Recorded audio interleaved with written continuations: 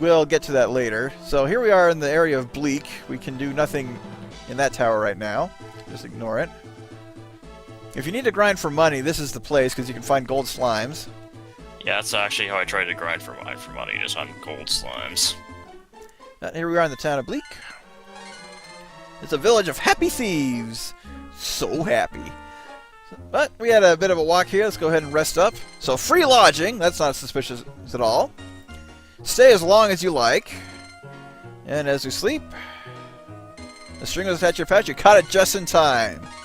So there's your pouch. You get 5,000 gold in case you need a bit more. And you get to stay for free from now on in here.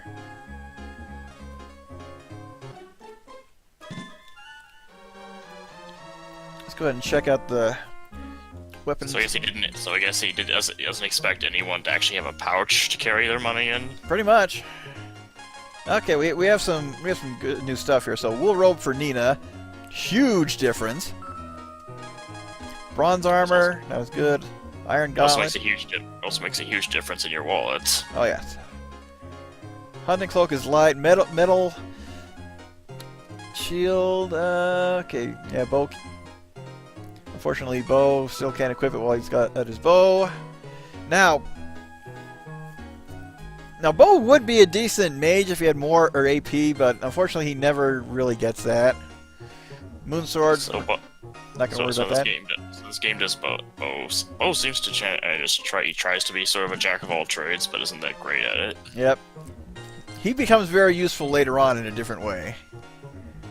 In terms of items here, always get our next pack, because we always need that. Since the light key was taken from the L&D tower, the sky's been dark. So a dancer wants to tell our fortune. They just gonna come up with another sprite.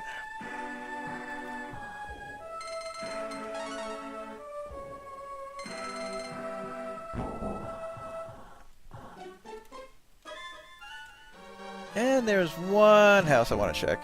Well, more than one. Oh, yeah, bad potatoes. Using an herb isn't a problem. Come see the Great Magician at work. Okay, put 100 GP on the table and make it disappear. You say yes? Say, hey, look behind you. Nope. What, don't you trust me? Look behind you. Nope. What, don't you trust me? Yeah, okay, you'll say yes. And lo and behold, we have a cameo! Didn't I tell you how great it was? Now, there's a YouTube video I need to check. It's in my watch later list on Chun-Li's top 10 cameos. I don't know if she made it in this or not. Now there's another. Well, I might as well check it as soon as we get back downstairs. And the guy vanished into thin air. He never existed in the first place. Yep. Well, we took his spot. Okay, yeah, I think that cameo was worth 100 monies. Now I'm gonna do this again because I heard there's another one. Okay, 1, 2, 3, 4, 5, 6, 7, 8, 9, 10, 11, 12, halfway there, 13, 14, 15, 16, because that's being 17, I'm going to be very disappointed. 18, 19, 20, 21, 22, 23, and 24. So supposedly if you say no to him 24 times and say yes. Okay, it's true. She's in her alternate colors. I'd heard about that but never tried it until just now. Okay, that is kind of funny. That sounds like the kind of thing that they tell you just to make you waste it. That they put on the internet just to make people waste their time, but nope. Yep, and there is one. She has one more cameo, but it's not in the GBA version. They took it out for whatever reason. If you beat the game while Ryu has the broken sword equipped, she'll make a cameo appearance in the ending. But I can't show that off, as they took it out of the GBA version for whatever reason. But there's a little trivia and Easter egg for you. And we learned how to count to 24.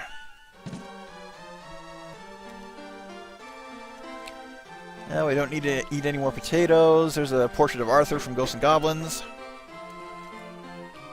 And more treasure. It still seems really funny to me that there's so much food.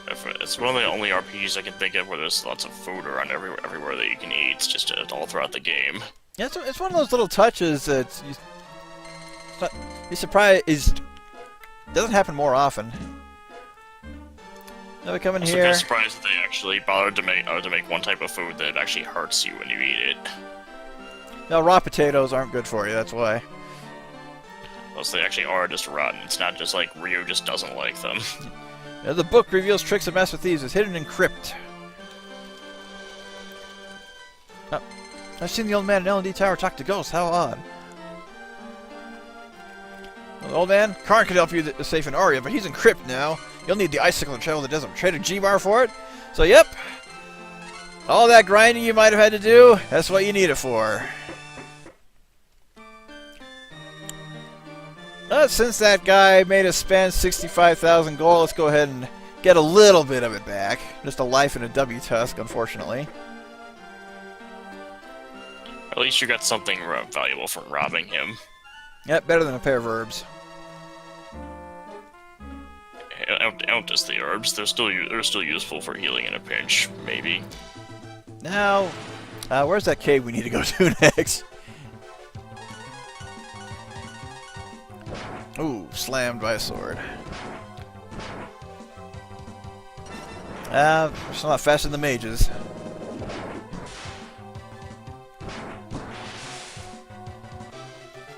Not bad for experience. So those guys are repeat enemies.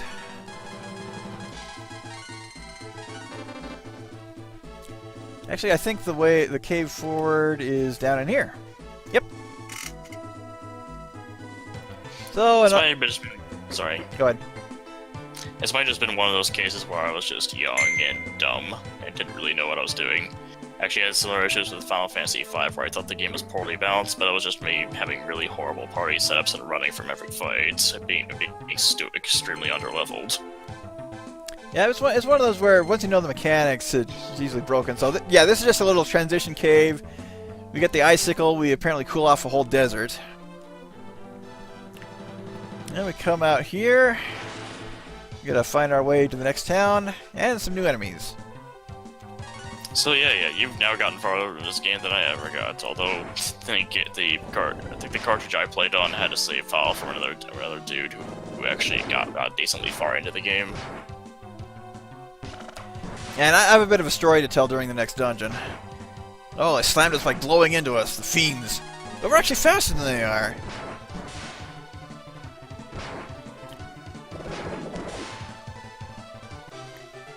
So, good for experience. So, if you make it this far and need to grind a little bit, this is probably the best area to do so.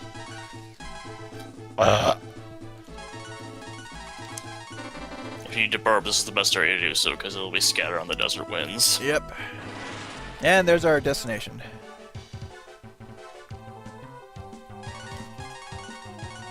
So these sand clouds are the next level up from the creeps. We have scorpions, and they're faster than we are. But a counter from a boomerang is always nice.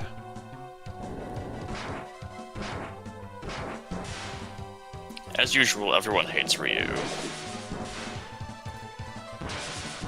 You know, they gotta take him out with a critical hit from a boomerang. And yeah, 1200 experience, definitely very nice. So there's our destination. That little floating out right here, we can do nothing. Yep. It's funny because it doesn't even look like it's floating. Yeah, it's basically a moving town. It doesn't sit still long enough for you to enter like Agua did.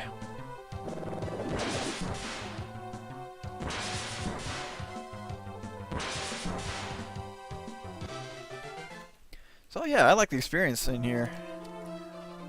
If I do any off-screen grinding, I'll do it in here. So okay, we found the town of the Jawas. Utini! But you couldn't find the moving town. It was right behind you. These guys really don't have anything to rob because, of course, they're nomads. But you can still try to rob something from them if you really want to. They're also very nice. You get free healing inside the desert. There's really not a lot of Jawa speak we can do.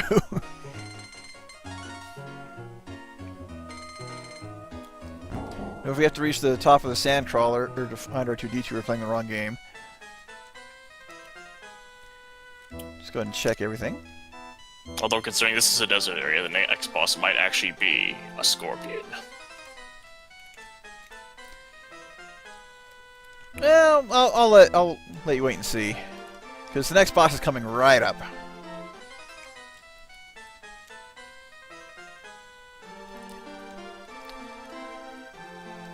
Unfortunately, that guy, yeah, the mayor has the fife. You can use it to make a bridge over the quicksand of crypt. However, how Karn got in there without it, I don't know. A giant sandworm appears with every new moon. I'll give you the fife if you destroy it. Okay, okay. The sandworm appears, but these are goats! There's a new moon tonight. Wait, and you'll see it. That's good. We don't have to wait for 2 weeks. Or more. So, like in any good RPG, no matter or when you arrive, it always happens to be pure coincidence that you arrive at the exact right time. So we come in here. Father! The sleeper has awakened! So if it's not a scorpion, it's going to be a sandworm. But we get a...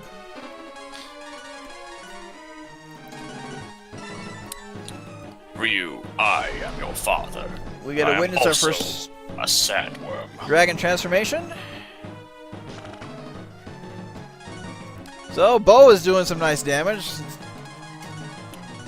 With a little might up, let's boost our defense. I can put Bo back in front now, too.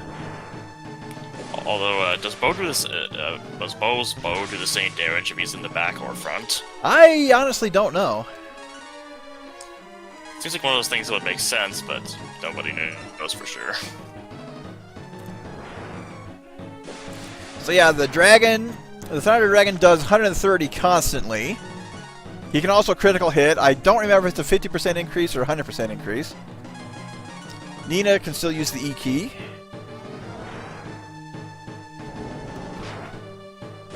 And Bo's attack power Akbar with the power of the bow that you just bought is actually... although his defense still is horrible. Yep. Probably a good reason to keep him in back, at least for now. So yeah, this guy's not too bad. He does have a AoE attack. He doesn't use it very often. And he actually does have a second wind, so... Even though worms don't have long secondly. So yeah, double damage from a dragon critical hit. So yeah, Ryu has broken the game.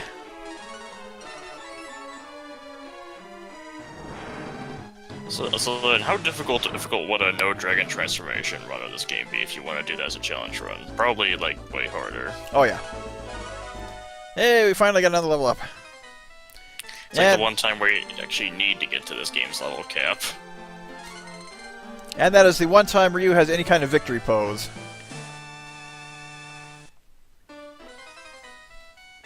So the next dungeon is long and painful. But we have plenty of smokes. But and if it's long and painful, which means you should probably take advantage of the desert's free healing. Yep, and travel during the night. Of course, if we run into another party seeking to cross the deadly desert at night, we're playing the wrong game, but in the right series. Well, at least you're close, but no cigar. Well, it's good. Our directions are clear, unlike a mistake in the translation, which sends you the wrong way. So the crypt is just right over here. Stand right here. Play the fife. Let the bridge just disappear on its own.